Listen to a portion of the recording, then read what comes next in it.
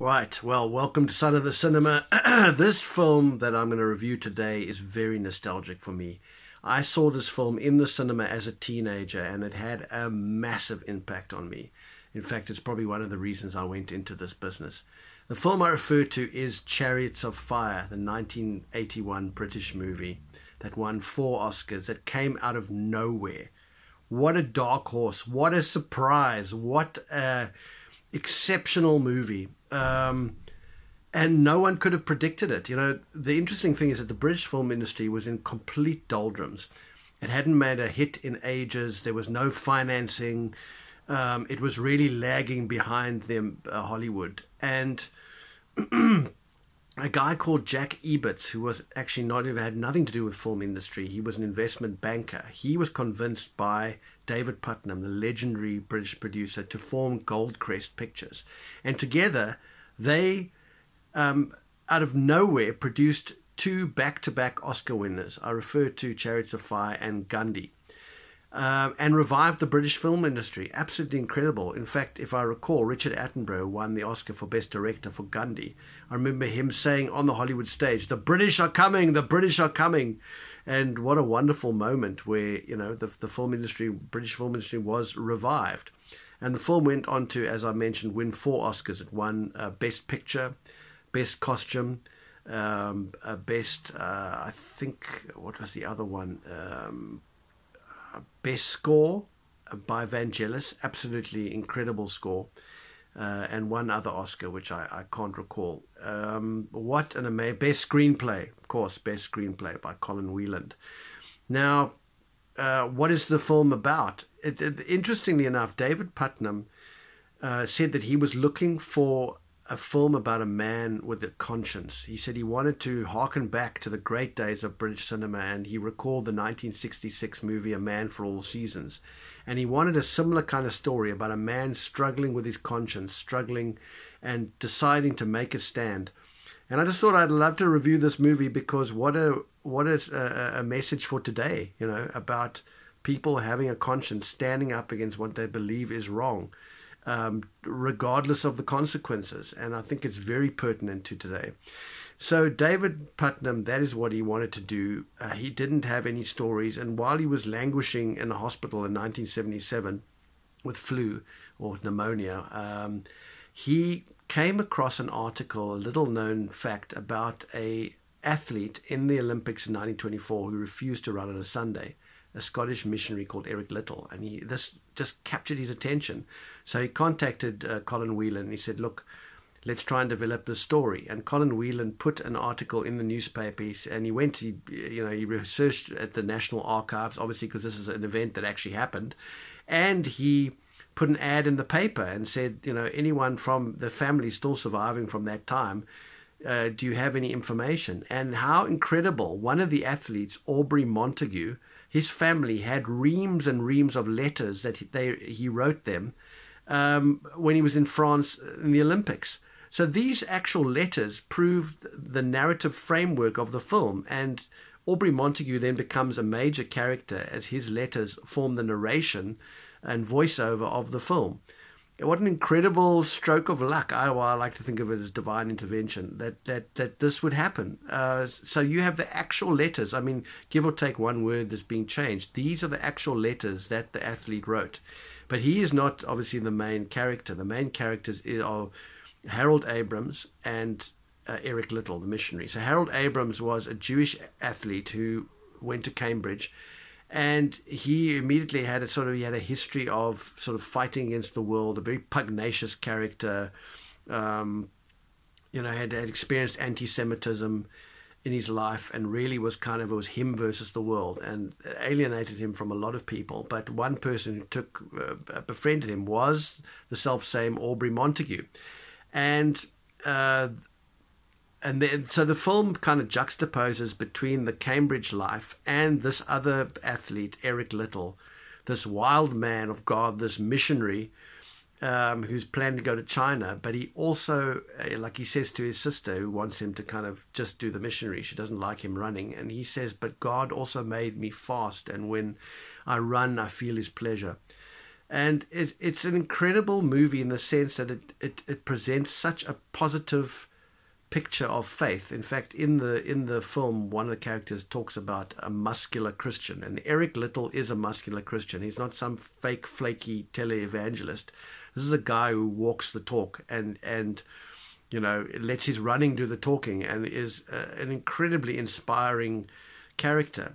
So we have this juxtaposition between these two characters, the very insecure, kind of highly strung Harold Abrams, and this Eric Liddell, this kind of peaceable, humble, but yet with a fire in his belly, a Scottish runner.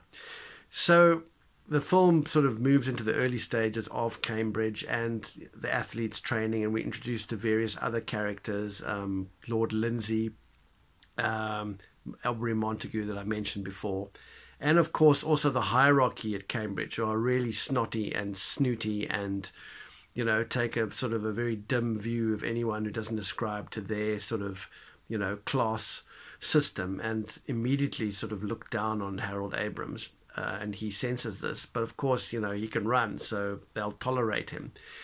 So the film moves towards, and of course there's a romantic interest that's brought into Harold's life. And this is not just a fictitious thing. In real life, Harold Abrams ended up marrying this actress, played by Alice Krige.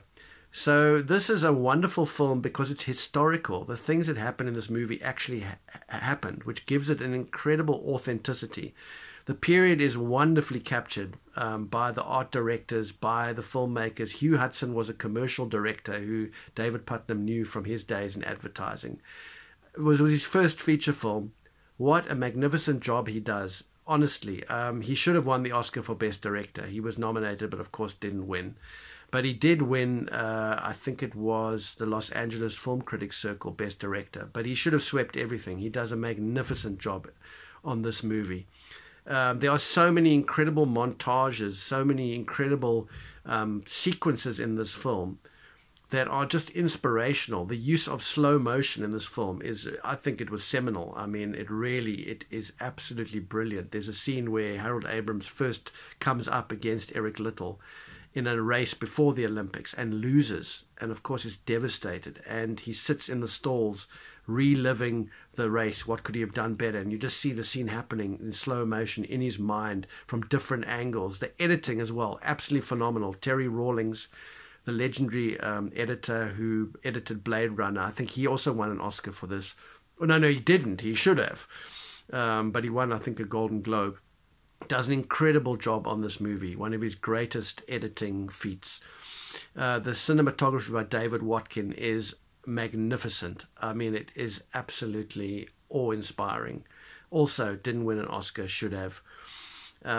Everything about this movie, the production design, I think it won for Best Wardrobe, the Oscar.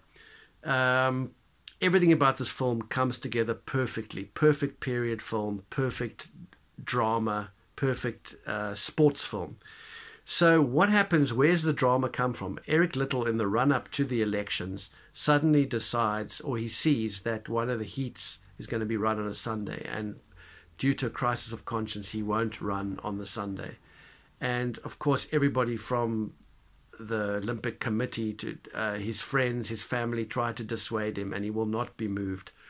It seems like a small thing, today we would kind of poo-poo it, but it's a man and his conscience, a man standing before God who believes that he, that according to his conscience he cannot do this. And it's really a moving, he stands to lose everything. He himself says, this is the hardest decision I've ever made, but he walks the talk. It's a really inspiring film. And in a wonderful twist of fate, Lord Lindsay, who had already run in the 400 meters hurdles, he said, why doesn't Eric take my place in the actual race?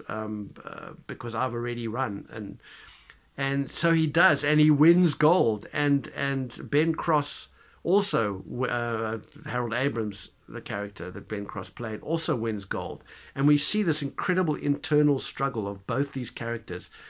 Harold Abrams fighting against himself, fighting against the world, fighting against doubt. And he brings in Sam Muzzabini, wonderfully played by Ian Holm, as his trainer. and the two of them forge this friendship.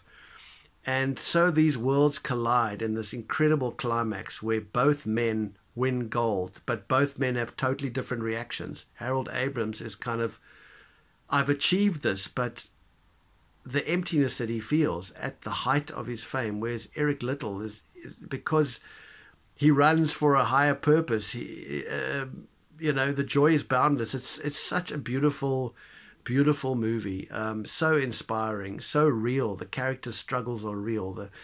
Eric Liddell, after one of the meetings, he talks to the crowd and he says, who am I to tell you to have belief, have faith, in the light of life struggles. But he said, Jesus said, where does the power come from? It comes from within.